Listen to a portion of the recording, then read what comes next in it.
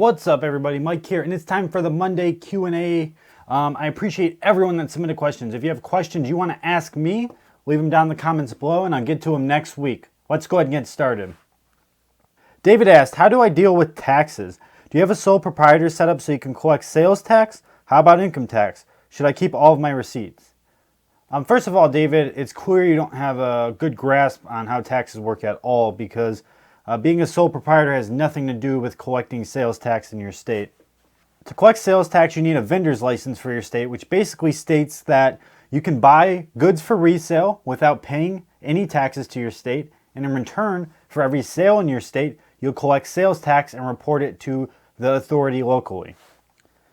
Income tax, or for entrepreneurs, self-employment tax, because there's two sides of it, is something that you need to report whether or not you're a sole proprietor or not. The thing is, if you actually register as a business, you can write off a lot more than if you're considered a hobby, and that's solely based on if the IRS audits you and they say you're a hobby. So it really comes down to knowing your stuff and figuring out what you need to do. My advice to you is if you're getting serious on eBay and Amazon, then file to become a business of some sort. An LLC is a good option. Sole proprietor has very little protection over your assets, so it's not a good option if you own a house and a car and all kinds of stuff you're worried about losing if you get sued. On top of that, you should always keep your receipts. There's no reason you shouldn't, especially if you're a business, because they are a write-off, and you really just need to study this stuff. I get so many questions about taxes. I don't like covering them. I'm not some tax expert. I'm just a guy who has done his taxes by himself for the last couple of years. There's things I could potentially get wrong that I might be wrong about, and I don't want to give anyone bad advice. So I've learned this stuff myself. I've done a lot of studying on it, but sales tax has nothing to do with income tax or self-employment tax. The general breakdown is when you work for somebody, out of your check comes roughly 15% of your earnings, and that is to pay, income tax. And then on the other end, there's employment tax that your employer pays 15%. So there's ends up being like this 30% that's paid because both ends are paying 15%. When you work for yourself, you have to pay both ends. So you end up taking roughly 25 to 30% of your income and sending it into taxes. That's why sole proprietors have such a higher amount of tax they pay compared to other people, and that's why they dread tax season. But anyways, I don't want to ramble about this the whole video. If you want to learn about taxes, you need to do some studying. Look up Cliff Enico. He really knows this stuff, and he's very helpful. He has some very good videos teaching new people how to understand taxes, especially for eBay, and what you should do and what you're liable for. John asks, what camera are you using to take pictures? John, I'm using the same camera I use to take videos. It's the Nikon D3200. If anyone wants to see that camera or whatever, I'll link it down below. I'm not suggesting you should buy it or shouldn't. I love the camera. I do. It's pretty pricey. I think when I bought it, it was like $500 and something. It might be lower now. I haven't looked it up. But it is a great camera. It's a DSLR, and it takes phenomenal photos. I mean, if you go to my eBay store and look at some of the higher-end things I have, like the leather jacket or some suit coats, you'll see the photos are really nice, and you can really take some amazing photos with it. Video quality is pretty awesome, 1080p. And in general, it's a little bulky if you're trying to vlog and stuff. So definitely look into what you're trying to take pictures or record for. If you're not that serious in eBay, definitely don't drop $500 on a camera. But if you are, I have no complaints about it, honestly. The only complaint is it's a bit bulky. But I mean, it's a DSLR. Of course it's bulky. And otherwise, it's been great, very reliable, and it's lasted a long time for me so far. Something like a million people commented on was Cedar Point being shut down because of my thrift haul video. No, Cedar Point's not shut down. I made a mistake. I was thinking of Geauga Lake, which was one of the biggest theme parks around, and it was closed for many, many different reasons. But I don't know why I got those mixed up. I knew the difference. I mean, I've been to Six Flags, which was Geauga Lake, and I knew it closed. And I've been to Cedar Point, and I know it's still open. So it was just a mistake on my part. I was just rambling, and I just misspoke. So no, Cedar Point in Ohio is not closed. Sorry about all the confusion. Monty asks, will USPS pick up my packages if I print the labels on eBay, or do they only pick up if you print the labels off the USPS site? Hey Monty, great question. They absolutely will pick up your packages no matter where you print the label from. Amazon, eBay, Etsy, whatever it is. If you print the label online for USPS, you are eligible for a pickup. All you have to do is go on their website and schedule it, and they'll come the next morning and pick them up or whatever time you say is available. John asks, when buying video games, are you specifically looking for games for collectors or other people? Hey John, when I buy games for everyone. I do keep an eye out for collectors games. I have a list of collectors I keep in touch with.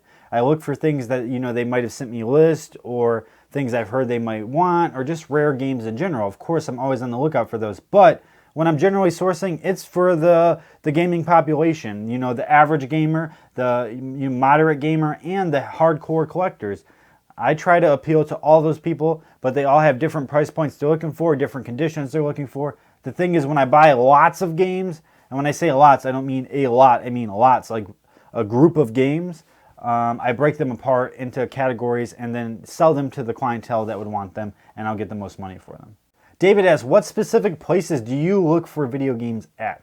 Hey David, I get this question a lot. I don't look for them in thrift stores. I keep an eye out, but I don't go to the thrift store to source games. I'll keep an eye on Craigslist. I haven't done many local deals. Honestly, I have a hard time finding good deals locally. eBay is one of my top places. Connections from doing YouTube videos. A few collectors I've talked to that resell games and stuff, I deal with them. And just general word of mouth, like a lot of my family members and friends know I sell games, so if they see anything or if they have anything, they'll give me a call.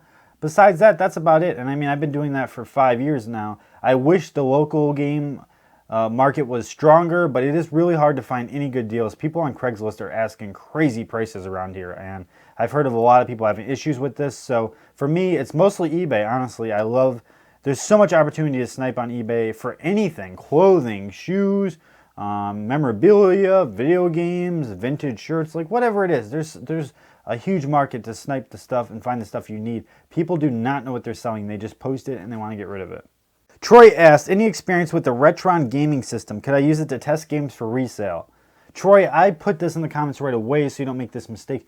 Absolutely do not buy a Retron to test games. I don't recommend you buy a Retron ever. It's Chinese-made crap. It really is. I've dealt with tons of these systems. I'm a member of Hyperkin, who's the manufacturer of the Retron. It is junk, okay? And I hope the people from Hyperkin see this. Your console is junk. It's like, and he's like, the Amazon reviews are mixed. Yeah, they're mixed because last Christmas, thousands of broken units were sent out and all of them had to be returned. And all these small sellers had to deal with this. And Hyperkin was giving everyone a hard time. Complete bullshit. They're selling a mediocre product at best. And, they come with faulty controllers all the time, faulty ports. They don't play certain games to begin with. Like, there's certain Sega Genesis games, Nintendo games that won't even work on the Retron. It's really not a good thing to test your games on because it's not reliable to begin with. So how is it going to give you a reliable test? It's not. You need to get the original consoles, working order, good condition. Use those. Those things will last forever if you take care of them. That's why they're still around. And they were made right. Heavy duty, good quality stuff. And if you don't believe me, buy a Retron, okay? And buy a Nintendo 64 and hold them. Feel them. Just feel them. One is cheap, empty plastic. One is solid. You could throw the thing, drive your car over it. It will still work. There's a huge difference between the systems. And there's a reason the Retrons are dirt cheap for the amount of things they can play. And I don't recommend those to anyone, really. And I'm not even like a hater or anything. I've had a bunch of the consoles in. I bought one for a family member and it didn't work. Honest to God. I've been connected with Hyperkin for quite a few years. They don't sell a good product. Sorry, it's not a good product. It just isn't.